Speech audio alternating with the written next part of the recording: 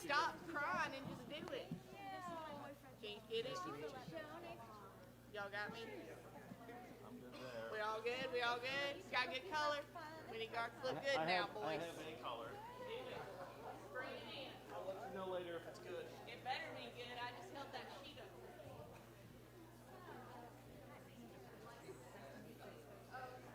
Hey! Rule breaker? No, it's actually not. Yeah, I know. Yeah.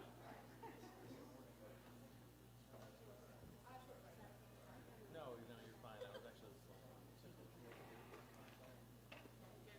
I'm good.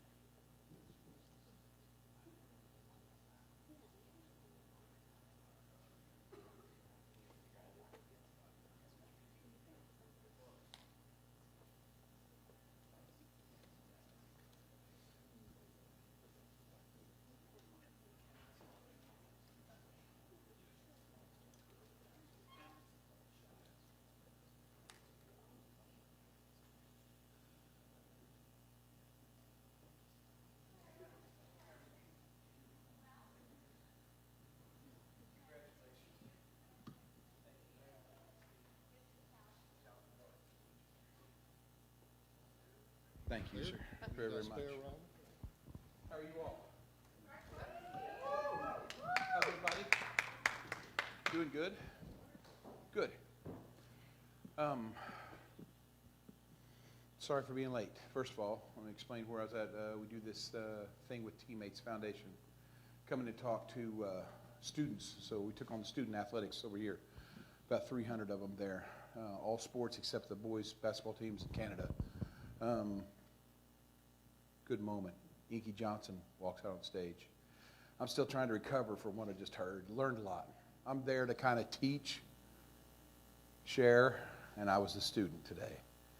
I know you guys are proud of your heritage. I would be proud to have anything to do with Inky whatsoever. Just proud to stand on stage with him today. Proud to call him my friend. Proud to hug him. That was emotional, inspirational, and like I said, I think the kids came there to learn. I think I was the one that walked out of there with most because of him. Great organization, great people, great staff. In all the great universities, it's what we're learning on this tour. You can try and teach it all you can, but when you walk the walk, when you get on the field in Nebraska, when you sit there and talk to Osborne, when you go to Penn State, and you look up on that field and talk to their people, you're lucky enough to come to the home of the volunteers, staff, everybody down to the very last person is top notch. That's what separates, for me, universities from colleges. It's a pleasure to be here. It's an honor to be here. And I'm going to say this, thank God, finally got back to singing. No, this is my favorite thing. This has been, it's been probably 6 or 8 weeks since our last gig, way too long. And between that, CMAs, and being a band wife to my wife on tour, oh my gosh, it's so good to get to be the guy again, you know, to get to come here and just play music and kind of deal with what you wished you would get to deal with your whole life. So this is fun. And ticket on sale day, even with the problems, the second ticket on sale day was amazing, and then the production day was amazing as well. So it just shows me that this is going to be fun no matter what. And the one thing that I'm praying for more than anything is just dry. We can handle the cold. Just hope it stays good and dry, and we'll have fun. Not that great at speaking kind of to you. I'd rather talk with you. So is there anything we have to address at all? Any statement, any announcement we have to make? No. Okay, good. So we can just open it for questions. And my thing is, if you're going to ask a question, just kind of identify yourself so I'll know who I'm talking to. It'd be great. Yes, ma'am. I'm Shannon Smith. I'm with the Hi, Miss Shannon. How's it going? Better than I deserve. How's it going with you? Good.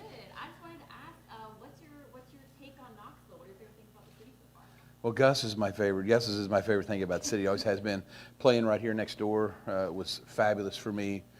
We had a communications error where I said I wanted to come over here one of the days that we played here at a later time than when I did. And so all my people were out doing other stuff. So I took my backpack and just walked across the campus to come here. And maybe one of the greatest 30, 40 minutes of my life, just walking, watching people do their thing, and just getting to take into campus life. And then ended up, you know, your name's the one on the sign out here, so it's pretty cool. You get to be everybody else on the way over here. Then when you get here, you can get to be, you know, you get to be the guy that's got his name up there. So that's probably some of my greatest memories of here. And then, of course, since we're in Nashville, all the people we work with bleed orange.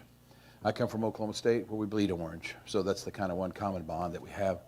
And so it's fun to be here. I know my guys are tickled to death to be here because they're so proud of this. Then try to remember, Knoxville was the 3rd gig on the tour of our career.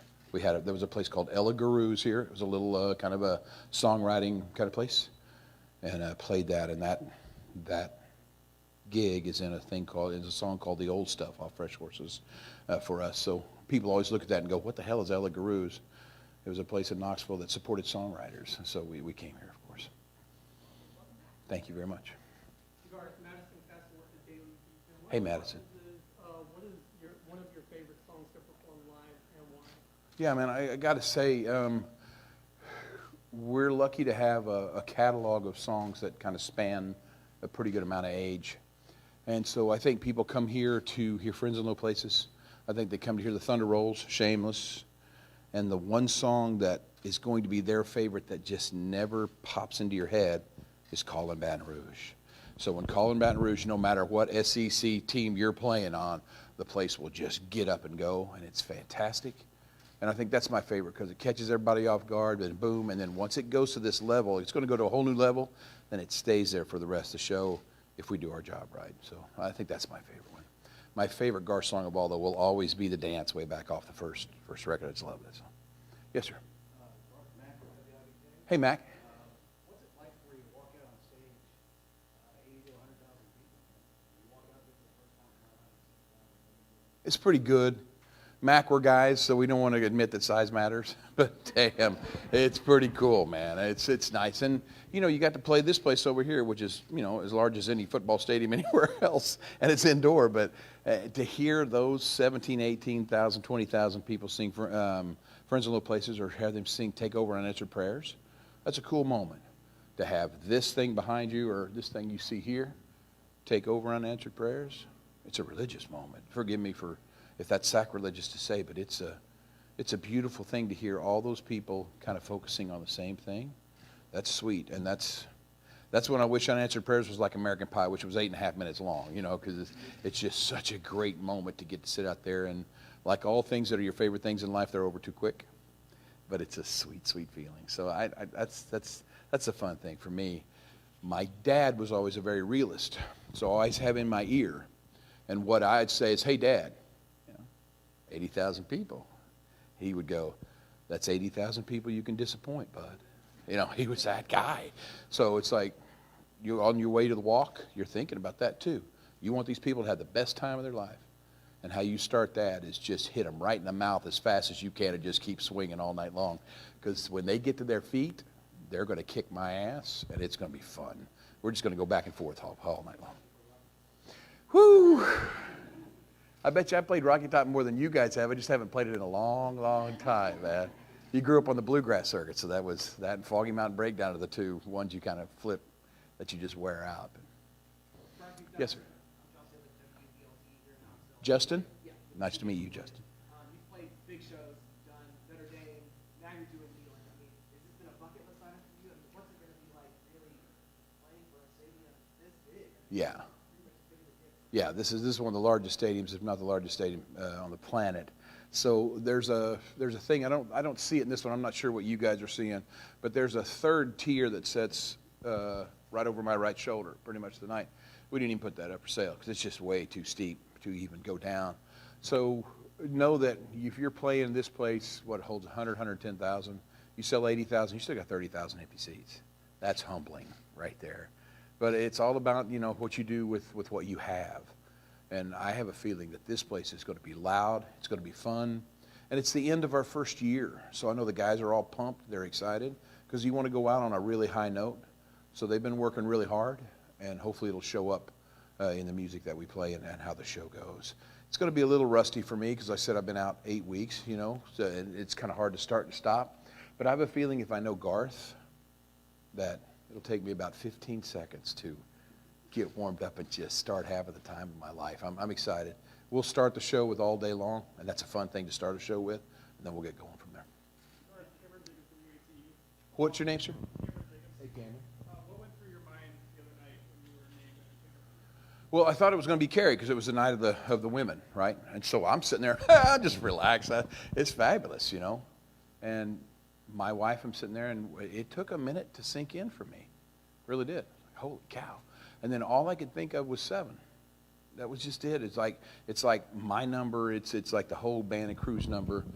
And then to tell you the truth, as I'm kissing my wife, which felt like I got to kiss her for 90 seconds, I just started seeing Brad Watney's face, Dan Hines' face, Mike Palmer, David Gant, all those guys that were at Ella Guru's when we first started.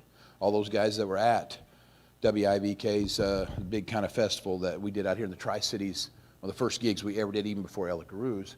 Those guys are here. We're all still, thank God, getting to be together. So I was really happy for them. It was fun. So it was cool. The highlight of the night for me personally was getting to sing with Blake. He's funny. He's so funny. We're sitting there about to go on. Reba and Carrie are introducing us. We're sitting here. And Blake's right here on my right shoulder, right? And I go, wait a minute, hey, Blake. I said, Carrie's an Okie, Reba's an Okie. You're an Okie, I'm an Okie. He goes, yeah. I said, man, it must be hell being the weakest link in the chain. He started laughing so hard. I couldn't even start the song. We were laughing so hard. And so the song started without me. And so I finally caught up. But that's the kind of guy he is. He can give it, take it. He's, you know, when people say, do you have any true friends in the business? This is one of those guys when you shake his hand, you feel like you've known him for 100 years. What a sweet guy. Good dude. Yes, ma'am. I'm Madison Keeley. Hi, Miss Madison. WATU, which is the ABC station here. So obviously, we're talking about this show tomorrow, but there's sort of a pseudo other show that you've invited some of the students to here at UT. Yeah, Friday night sound check. Yes, So ma'am. why is that important, you know, especially if we talk about Knoxville's connection to your career? I mean, I've talked to a lot of college students even this week that are super excited you're here because they want to be where you are. It's very sweet. What we did before you were born, we had a career, okay, like in the 90s. And then we went home to raise our kids. Sandy and I got divorced, so I couldn't ask her to do my job for me anymore. So went home to raise our babies. And for 14 years, we exchanged the kids every day at 6 o'clock. And we just got to be dads. And in that 14 years, I think mom and dad was telling the kids, this is what we did. This is who we went to see. And so you would get pulled over by kids in the grocery store going, man, are you ever going to come out of retirement so I can see you in concert? And that made you feel really good. It's really sweet. So when we did come back, Ticketmaster shocked us with the numbers that 48% of the people that bought tickets on the comeback tour were 10 years old or not even born yet last time we toured. So there's that generation. And so this college is kind of like it's my daughter's generation. So college kids are cool. The talk we had over here was very respectful. It's really good. And so they come in, student ID. You know, students aren't supposed to be able to afford anything, so they just get in free with an ID. We're going to do the sound check anyway because we're going to do lights and stuff, make sure, and run through the band. But this way you get to answer questions. Anybody that wants to do this for a living, stuff, it's pretty cool. And then because the university is the university, faculty and staff, I think, pay like $10 or something to come in. And then 100% of that money goes back to a scholarship for Knoxville here for UT, and hopefully a scholarship geared towards somebody who wouldn't be here if they didn't have the scholarship, because that's the best scholarships in my opinion. So it's fun to get to be a part of it. Everybody wins, and we're going to do it anyway. So it's pretty cool, and it gives you a chance to play again for somebody else, and a chance to have somebody out there go, hey, you know what? Maybe that's what I want to do for a living. Because when a young lady sees Candida, who runs this ship out there, when she says TC, the female girl that runs monitors on stage, see Tracy Greenwood, the female that's the tour production ticket manager. When they see those, having 3 daughters myself, I want them to look and go, all right, just because I'm a girl, it doesn't put a ceiling on what I can do. I can do anything. And that's an important message to get across for me. What is your name? Temper. Temper, like... Yeah, I bet you earned. Did you earn that name? Before you ever even came out, they knew, huh? Well, Mom said I live up there. Yes, I bet you do. My question is, with the tickets being all the same, what made you decide to do that at the same time? Made you do what? All the... Oh, it would break my heart if my kid looked at me and said, hey, Dad, how come we're not sitting down here? And the answer was, we can't afford that. It's just not right. So make them all the same price. Everybody knows. And I got to tell you, Temper, you might think I'm crazy, but I think it makes, even before you get here, when people start getting their seats, it makes you feel like, why are those people sitting there? Luck of the draw. They got in either before us or whatever happened, but not that they're more well off, better, less, whatever. And I think it creates a nice little unity. You ever been to a Garth show? Well, get ready. If you're coming, I promise you, 3 minutes in, you'll stop looking at the stage. You'll watch this crowd. This crowd will make you laugh, cry. They're just so in it, and they're so right there with everything. And that's a beautiful thing, because as an entertainer, all you have to do then is just start the song, they'll finish it. Start the next one, they'll finish it. Easiest gig on the planet. When that happens, it's a party. That's fun. Yes, ma'am. I was telling him Baton Rouge probably is still going to be it. The dance is my favorite, but we'll also be doing other people's stuff tonight, because the cool thing about stadiums is it gives you an opportunity to, especially in these colleges, do a thing called Music 101. So we bring the recording trucks with us. We got one out there tonight, and we're going to do some live stuff, some stuff that they're not ready for, just to see how they react and record it and stuff. We did the same thing in Oregon and Boise State, the colleges that we go in. So right now we have a Beatles trilogy that we did in Notre Dame. It's going to be replaced this fall, coming up here pretty soon, any day now. It's going to be pulled off the air, and we're going to put the Tom Petty tribute that we did down at the University of Florida, down with the Gators in the swamp. And that's what I love about playing colleges, is you get to experiment with a lot of different things. Well, we've already told them, we've had so many requests for a song called Cold Like That, which was an album cut off a past album, but won't die.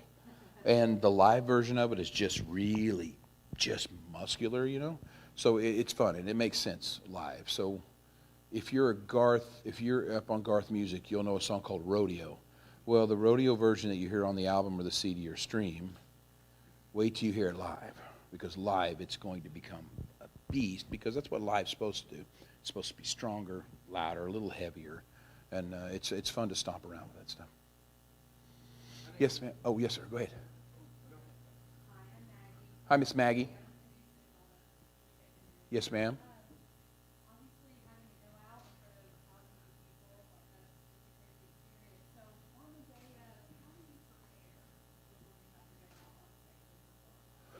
I think you try and just keep busy. That's what you do. Don't think about it. Because if you think about it, you start getting nervous. But I'm telling you, like I told Temper, it's like crawling into a nice warm bed or a nice hot bath. You get out there with these people, you hear their voices, you're home. You're safe. You're where you're supposed to be, man. As much as I worship God, as much as I worship the opportunity to be Tricia Yearwood's husband and 3 girls' dads, and you're doing this, that's what you're supposed to be doing. You just feel it. And just thankful that I get a chance to do this. And especially, like we were talking about, get to do it this long. That's pretty cool. So when you say, how do you prepare for this stuff, it's almost like if you've been starving all day and you're getting ready to sit down for dinner. That's what it is right before a show. Because people think that an entertainer, and this might be other entertainers, just not us, people think entertainers come into a city on full and give you everything they got. We roll into a city totally on empty and just fill up while we're here. It's a beautiful thing, man. So it's I'm really, really looking forward to playing. Like I said, when I first stepped up here, for 8 weeks with fall coming and you got all this product coming out, CMAs, a lot of suit and tie stuff going on. That wears me out quick. That side of my brain just doesn't work. So finally getting back here to get to sing, mistakes and all, it doesn't matter, you're getting to sing. Right? So it's I'm really looking forward to tonight, you know, with the kids, but also really looking forward to game night on Saturday night. Yes, ma'am. Oh, hello, beautiful. I didn't recognize you in the big orange tee.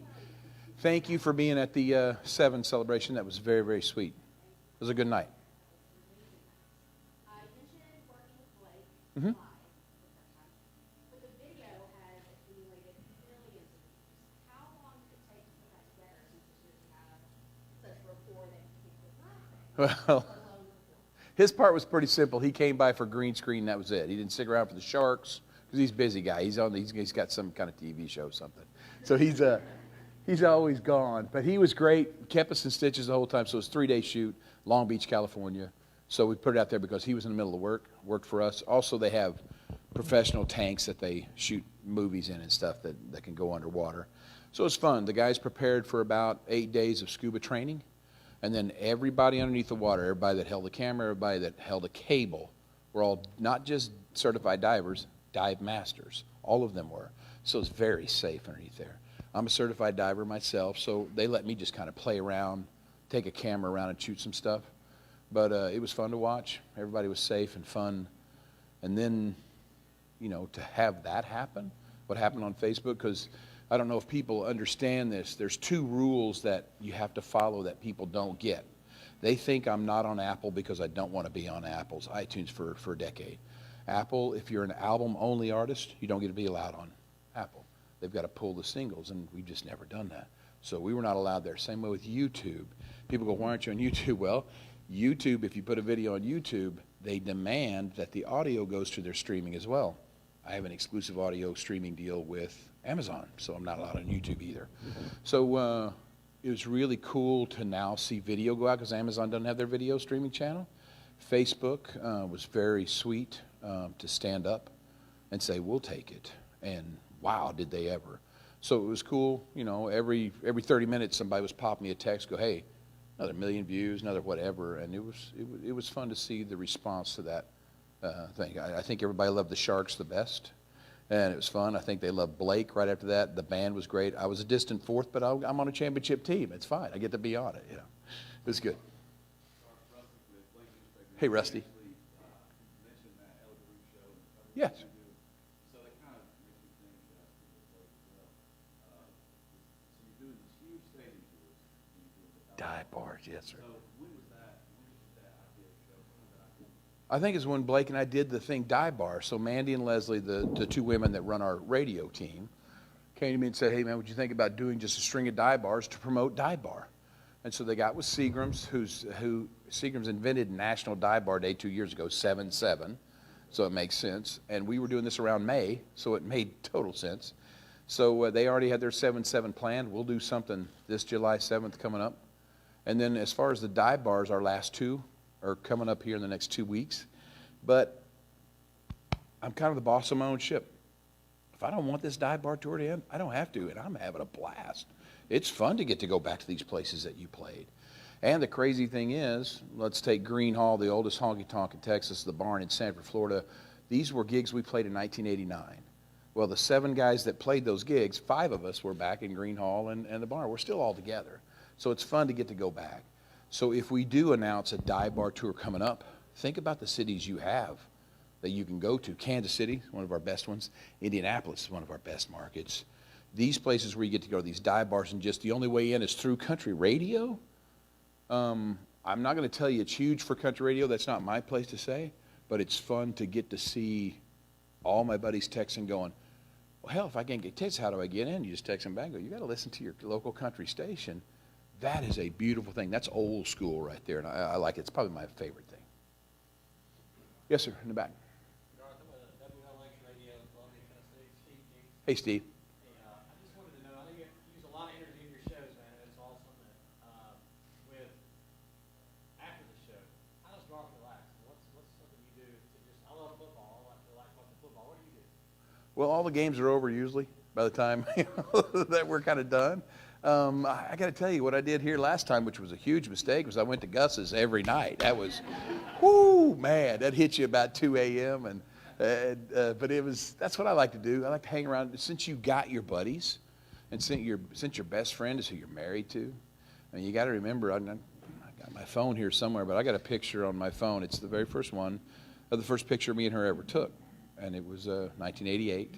She's a baby. And it's sweet. So there's your best friend as your wife. You get to talk to her about the show and stuff as well. But it's fun. Mostly you just get to close your eyes and remember it. And then I'm stunned that those memories are good enough to close your eyes 30 years from now. You'll still remember them. That's what makes the Great Plains great. I know you work with Bandit Lights on all of Yes, sir.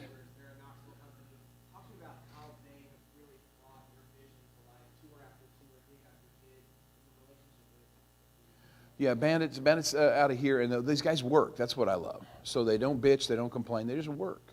And they've been that way since day one. So you give me a bunch of guys that might not have all the money in the world backing them, but they are going to bust their ass all the way up till showtime, and then showtime they're going to do the gig and they're going to tear down. What people don't realize is guys like me, guys like the band, we get to come in after everything's set up, do the show, and leave. Well, who's that person that's in here last Sunday, starting, who's going to be here till Tuesday, getting down and then do the same in the next city? It's going to be Bandit Lights. They're going to those guys. So team me with those guys. That's what I love. And then what I also love about them is most of the stuff you'll see tonight, especially stuff you go, oh, it's freaking cool. It's their idea, but I get credit for it. And right now in the press conference, I'm going to take credit for it.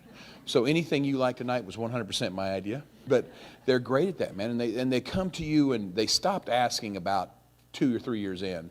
They usually, hey, man, we'd like to try something new. We want to try it out on you. My thing is always, come on, bring it. Because what I want are these people that fill these seats to see it at a country concert before they see it at a rap or pop concert. And nothing better than being at a rap or pop concert where people go, oh, that's cool. And somebody goes, ha, Garth did that 2 years ago. You know, that was fun. It's a lot of fun. So that's what I love about being partnered with good technology companies like Bandit, hardworking guys. They're always competing with everybody, want to be the best, and you get the benefit of that by being a partner of them. Yes, sir.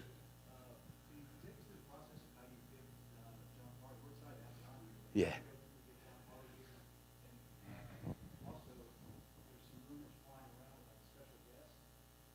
Here, I don't know nothing about a special guest, and if I did know, I wouldn't tell you. I'd go, I know nothing about a special guest, but I know nothing about a special guest.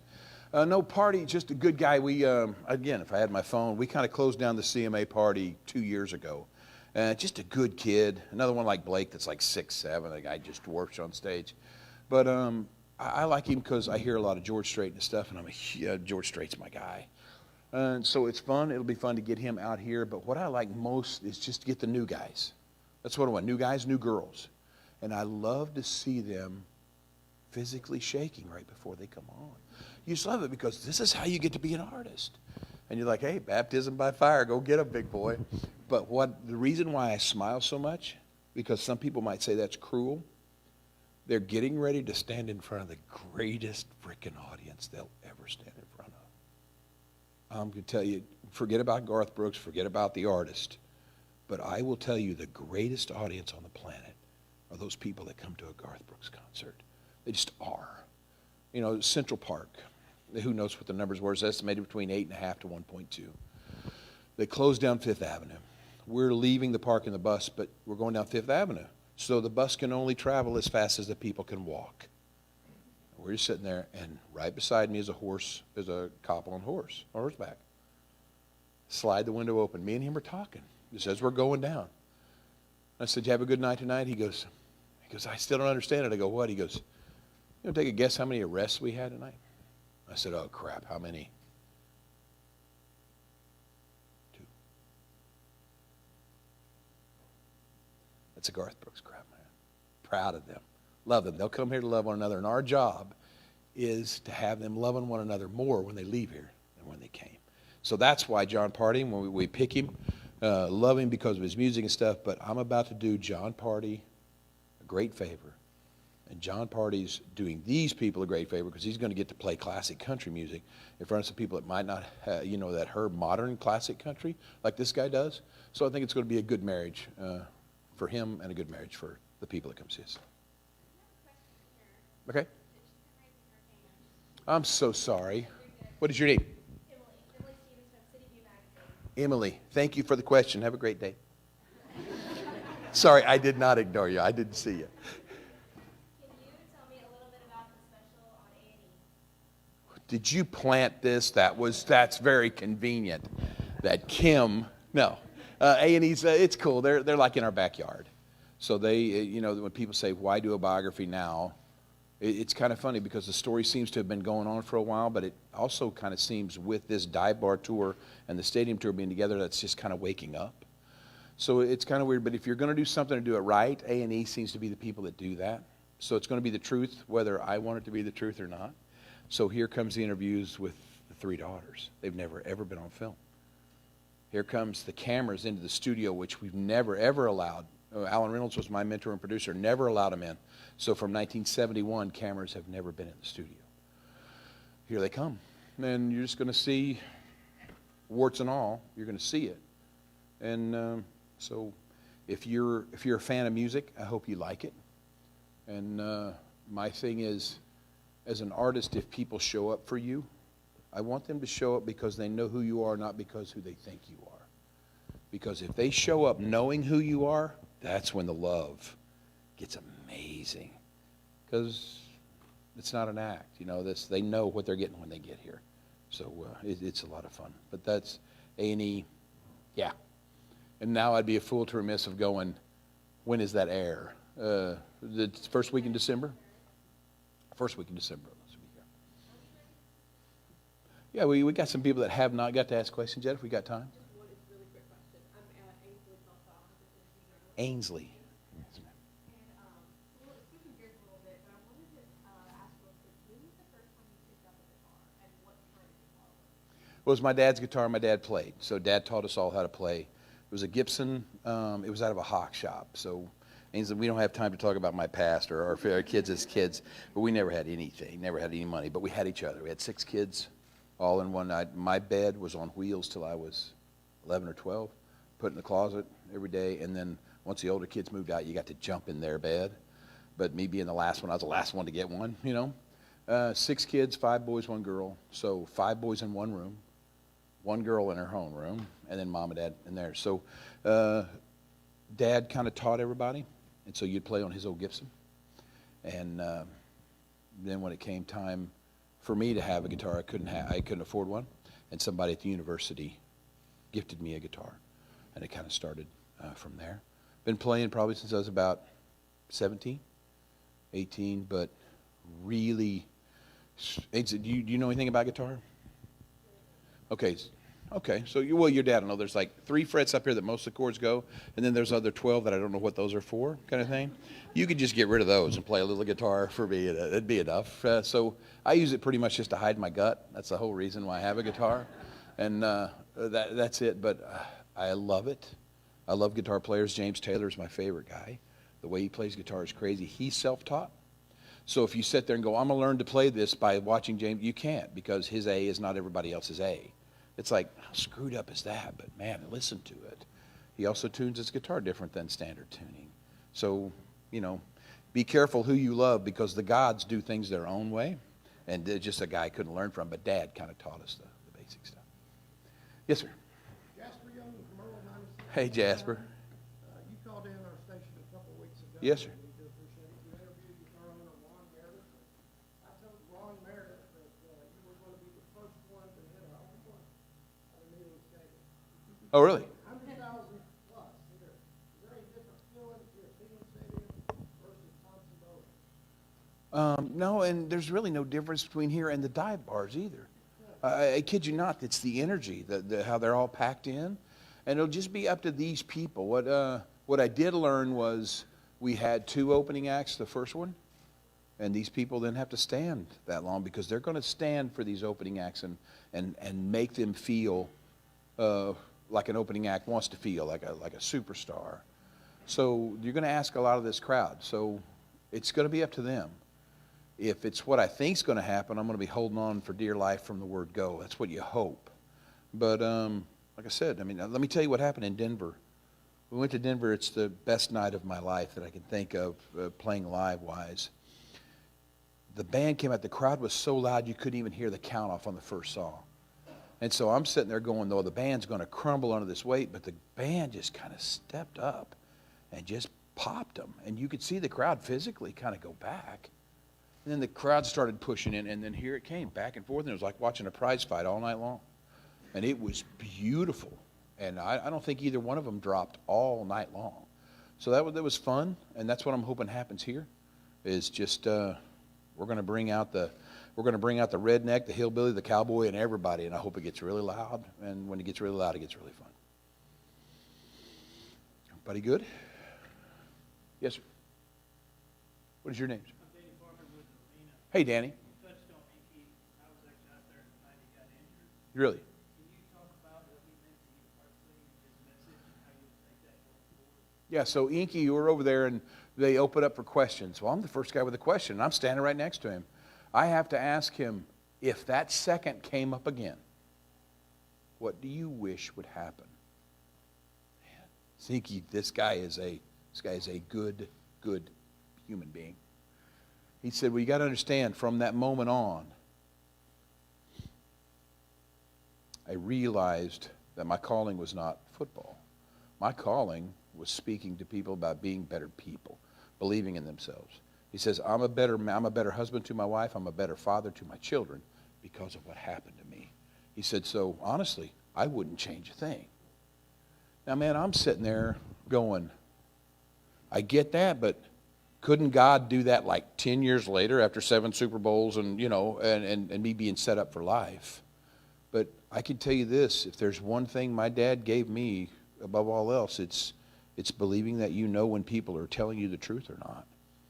And I believe with all of my heart that when he speaks, he's speaking the voice of God, of saying, I would not change a single second. I'd still approach it the same way. Everything would go, and I believe him 100%. And for me, that makes him a giant of a human being. I just love him. Yes, sir. Garth and Brian. Hey, Ryan. Quick question.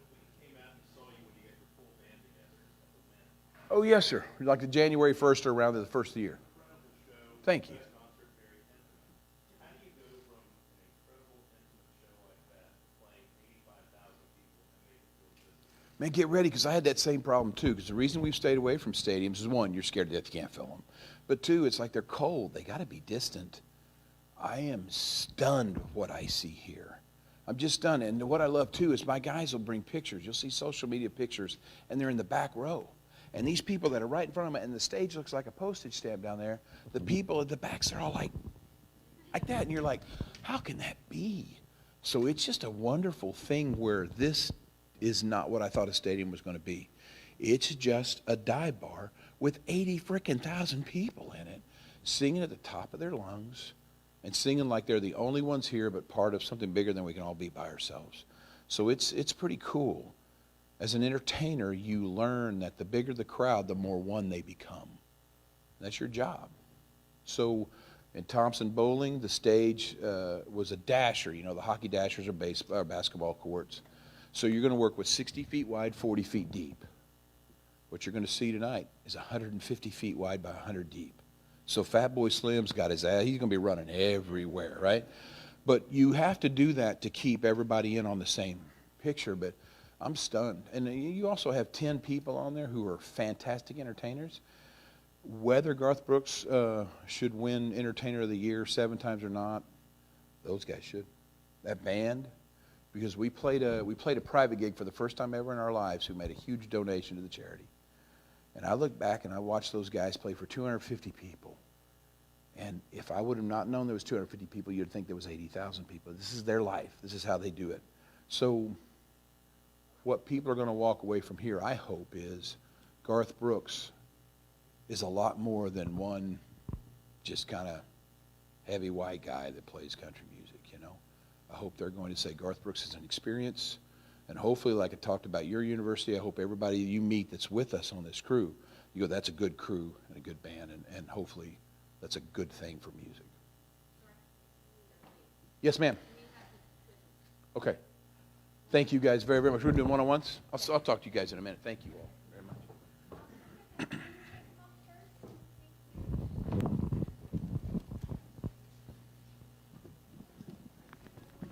Hey, brother.